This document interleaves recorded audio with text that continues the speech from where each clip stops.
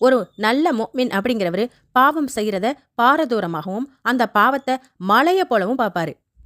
எந்த மனுஷன் சின்ன பாவம் தானே அப்படின்னு நினைக்கிறாரோ அவருடைய இதயம் மரணம் அடைஞ்சிருச்சுன்னு அர்த்தம். அதாவது ஒரு மனுஷன் உயிரை விடுறதுக்காக விஷத்தை குடிக்கிறாருன்னா அவர் மடமடன்னு ஒரு பாட்டில் நிறைய குடிச்சாலும் கொஞ்சம் தானேன்னு ஒரு ஸ்பூன்ல ஊத்தி குடிச்சாலும் அது அவருடைய வாழ்க்கையை மரணத்தின் பாதையில கொண்டு போயிடும். அப்போ அந்த மரணித்த இதயத்தின் மேல மண்ணள்ளி போடுறதும் ஒரு மலையை தூக்கி வைக்கிறதும் ரெண்டுமே சேம் தான். எந்த ரியாக்ஷனுமே இருக்காது.